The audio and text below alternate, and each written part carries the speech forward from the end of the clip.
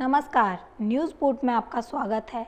मेरा नाम रूबी ठाकुर। मैं आज आपको ऐसे ऐतिहासिक किले के बारे में बताने जा रही हूँ जो भारत का नहीं बल्कि एशिया का सबसे विशाल किला है। इस किले के आकार के बारे में अगर बात की जाए तो यह लगभग 700 एकड़ में फैला हुआ है और अपने विशाल आकार, भव्यता और सौंदर्य के कारण इसे 2013 में यूनेस्को ने विश्व धरोहर स्थल घोषित किया था।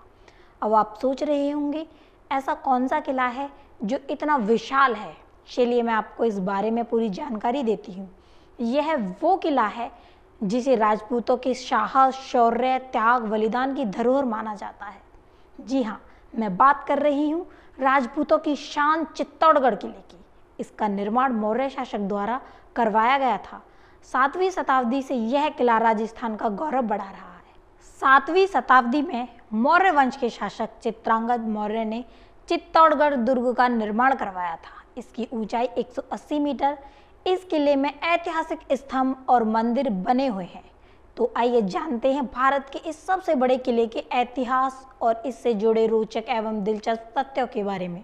इस किले के 7 द्वार हैं: पांडन पोल, गणेश पोल, लक्ष्मण पोल, भैरव पोल, जौरला पोल, हनुमान पोल, राम पोल। इन 7 पोल से अलग एक मुख्य द्वार सूर्य पोल माना गया है।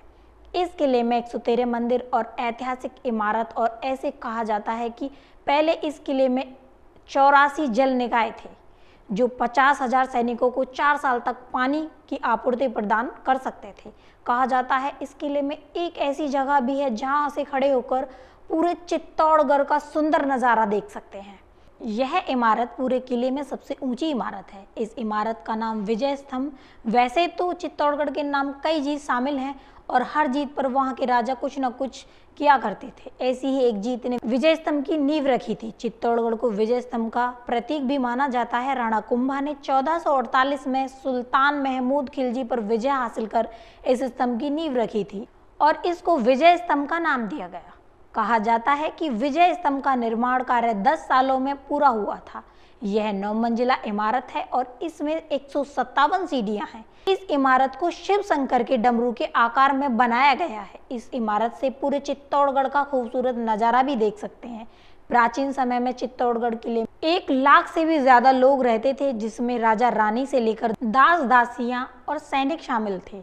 इस महान किले को महिलाओं का प्रमुख जौहर स्थान भी माना जाता है। यहाँ पहला जौहर 13वीं सदी में राजा रतन सिंह के शासनकाल में अलाउद्दीन खिलजी के आक्रमण के समय रानी पद्मिनी के नेतृत्व में हुआ था। कहते हैं कि रानी पद्मिनी और उनके साथ 16,000 दासियों ने विजय स्तंभ के पास ही जीवित अग्नि समाधि ले ली थी। इसके अलावा 16वीं सदी में यहाँ रानी कर्णावती ने 13,000 दासियों के साथ जौहर किया था। उसके कुछ सालों बाद रानी फूलकवर ने हजारों स्त्रियों के साथ जौहर किया था। यह भारतीय इतिहास की प्रमुख घटनाओं में से एक है। यह हमारे देश के महान वीरों की जन्मभूमि है। इस भूमि पर कई वीरों ने जन्म लिया और कई वीरांगनाओं ने अपनी आन बान शान के लिए अपने प्राण न्यौछावर किए हैं। वैसे तो इस किले की शौर्य गाथा के बारे में आपको जितना भी बता पाऊं उतना ही थोड़ा, क्योंकि इस किले से जुड़ी हुई ऐसी अनगिनत कहानियां हैं जो इस किले के वीर राजपूतों के साहस, शौर्य और कई वीरांगनाओं के त्याग बलिदान को अपने अंदर समेटे हुए हैं। तो मिलते हैं आपको ऐसी ही एक और रोचक कहानी के साथ। देखते रहिए न्यूज़ पोर्ट मेरे साथ। मैं रूबी ठाकुर। नमस्कार।